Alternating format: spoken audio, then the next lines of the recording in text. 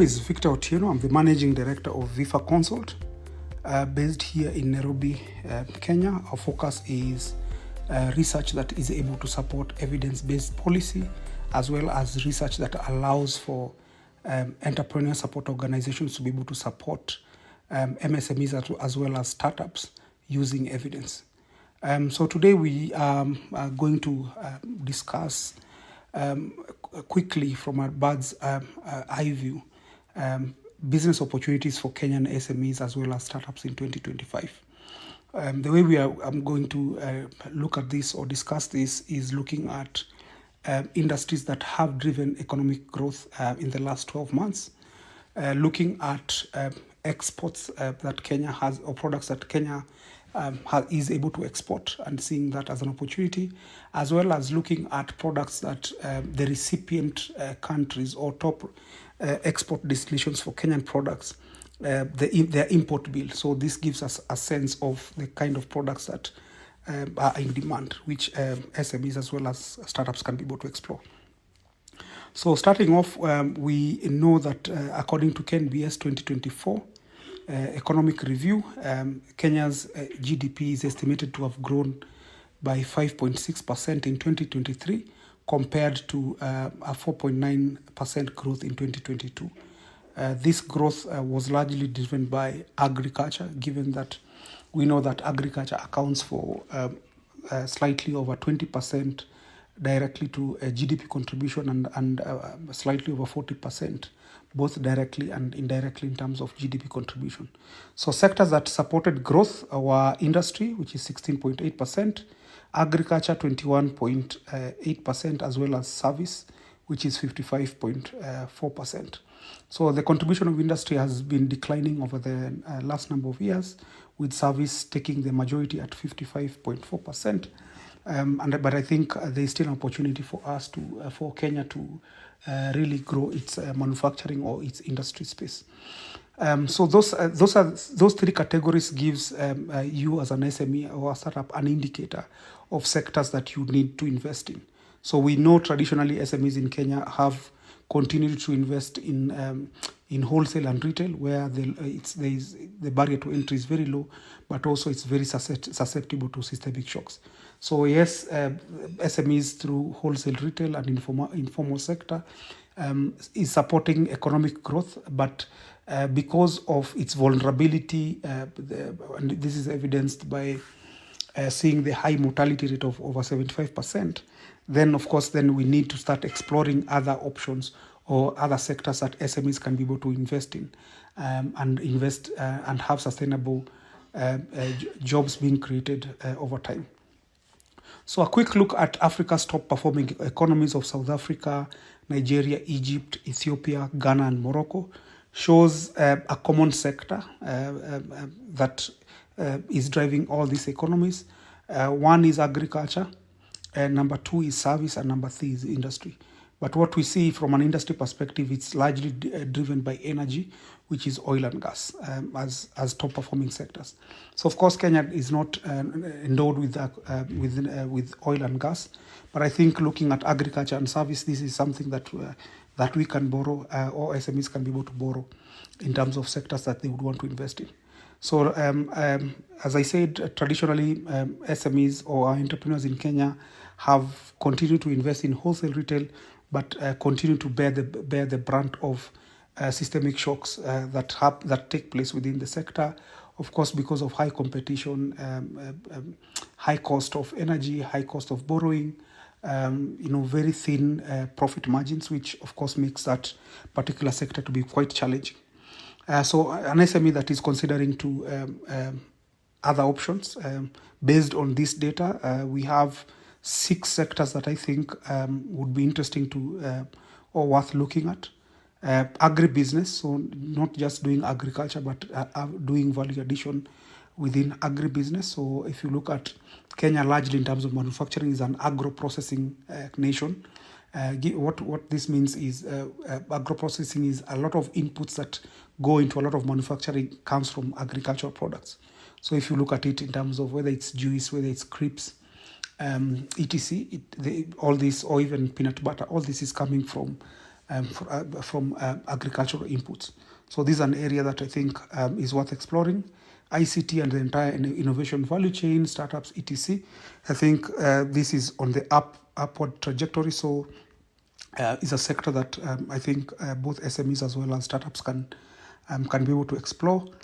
Specifically, space innovation, I think, is extremely ripe. That is highly untapped. So we have construction, we have renewable energy, transport and logistics, as well as mining.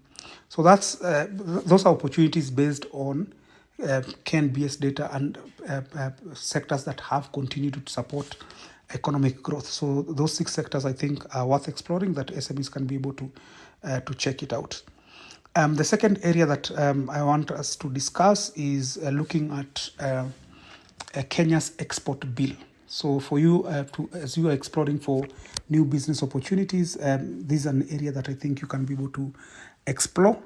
Here we are looking at your traditional tea, cut flowers, as well as coffee. So these are the traditional sectors that Kenya has performed well in terms of export. So I think SMEs, entrepreneurs, or startups can be able to explore these sectors, even though they are traditional in nature. I think there is an opportunity around either value addition or innovation or incremental innovation within these sectors.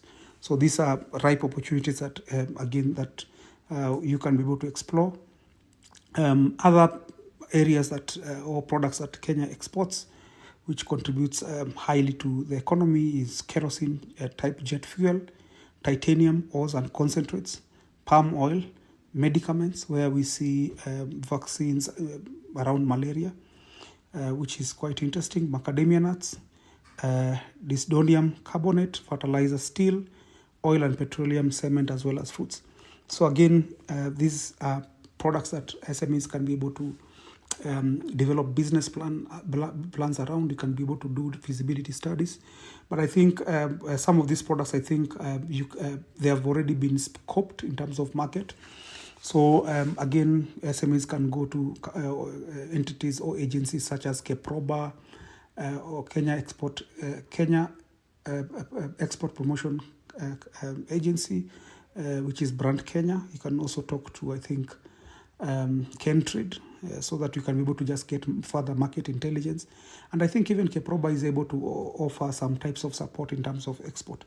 So as SMEs or as entrepreneurs, you can either focus on macadamia nuts, you can either decide to focus on palm oil, or even fruits, and see how you can be able to aggregate yourselves, and look for capital, get support from different government agencies, and see how we can be able to explore such an opportunity. So I think those are 13 products that I think already we have evidence that there is demand, and there is data to show which countries are already buying these products. So similarly, SMEs can be, and startups can be able to explore expanding their market access to top export destination of current Kenyan products. So what this basically means is looking at countries where Kenya is already exporting the products that I've mentioned, and seeing what is their import bill. So Kenya's top export markets are Uganda, Netherlands, Pakistan, Tanzania, UAE, USA, United Kingdom, Rwanda, Egypt, China, and South Sudan. Of course, we have other countries that Kenya exports its products. Looking at top products that these countries import, which SMEs can be able to explore as products, we have medical and pharmaceutical products, animal and vegetable oils, fats and waxes, raw cotton, electrical appliances, computer and office machines, organic chemicals, fixed vegetable fats and oils. So these again are products that already have demand, and we've seen the demand because they are being imported by these countries. So again, there's an opportunity for Kenyan SMEs, of course, with support from both national as well as county government, as well as different entrepreneurship support organizations, to be able to support SMEs to be able to export these products. So, for instance, raw cotton, we already have programs, government programs that is supporting raw cotton, pyrethrum, etc. There's an opportunity for Kenya to be able to, for instance, based on our advantage of having a variety of flora and fauna across the different parks, there's an opportunity for us to be able to develop organic chemicals, which is a top import in the Netherlands. We have an opportunity to be able to play within the value chain of electrical appliances, computers and office machines, not as maybe developers or the owners of IP, but maybe as either resellers or assemblers of these products. So there is a conversation that Kenya can have with the major electronic companies, just like the way electronics are assembled in China or India. Kenya can be able to take up that space. So this, of course, is good evidence for government programs, both national as well as county programs, in terms of supporting market-driven programs rather than product-driven programs. So all types of SME support in terms of access to finance, whether it's youth fund, women fund, all these affirmative action funds, hustler fund, etc., can be directed towards a certain towards financing production of certain products that we know market is already there. Training, of course, keeping to international standards through KEBS, etc. Infrastructure, the county aggregation industrial parks, SME parks, SEZ, all this can be tweaked to focus on a certain value chain where we already have evidence that there is ready market. So this, I think, would be a better approach as opposed to product driven approach where government would say we have Kisii soapstone sculptures, we want to push this. We have curios that are being made or Maasai artifacts that are being made that we want to push. The cost of pushing or market discovery, route to market, becomes very difficult because, again, the market is not ready, as opposed to looking at products that are already being bought and trying to be able to achieve or get a market share of that. So the approach of market-driven is better as opposed to product-driven approach, which of course have other challenges in terms of cost and lack of product market fit. So county governments can take advantage of this data or this information through the regional economic blocks. They can do this through specialization of a certain value chain. This is, of course, outside of your traditional counties where we see coffee and tea. There's an opportunity for counties to specialize to high value products, such as organic chemicals, electronics, cotton, etc. So this would mean that getting certain regions specializing not based on the comparative advantage of what they have, but specializing based on them being able to deliver products that are already in demand in the international market. So ESOs as well, entrepreneurship support organization as well, can offer support to SMEs and startups, focusing on specific product value chain, where with a good example of Vilgro Africa, which is an entity that or ESO that supports health-based startups. They can be able to help SMEs and startups to export to export medical and pharmaceutical products. So they can be able to give the incubation support, acceleration support, funding support for them to be able to, for startups and SMEs to be able to export medical and pharmaceutical products where we already know that the demand is there in the various markets, Netherlands, Egypt, China, etc. So that again would mean that other ESOs can decide to specialize on a certain product and start supporting SMEs. This, of course, then would bring relevance, meaning that whatever innovation is there, we already have an off-taker of sorts, rather than just innovating for disruption, which is not a model that can work in Kenya or in Africa.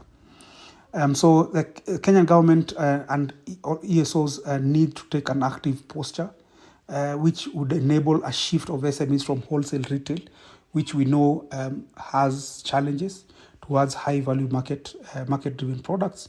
this will enable significant job creation and sustain economic dividends. So it means that when we're able to access markets, it means that SMEs are able to employ more. So then the 1 million young people who are entering the labor market can be able to get jobs and can be able to create employments for themselves. Of course, this would need to be coupled with an enabling policy as well as regulatory environment that allows for this to happen. So this is urgently needed, as opposed to the current approach or posture by government, focusing on public infrastructure development as a source of economic growth. What we see is that, yes, Kenya needs infrastructure, but that can't be the silver bullet in terms of economic growth.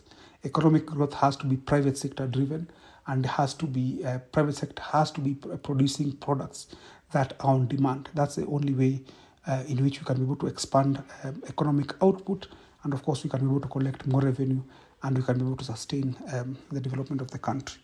Thank you so much. As my name is Victor Otieno, I'm the Managing Director of FIFA Consult. Happy to hear any feedback from this conversation, and hopefully we can be able to reach out to us on social media, and hopefully we can be able to have more of these types of conversations. Thank you so much, and see you on the next video.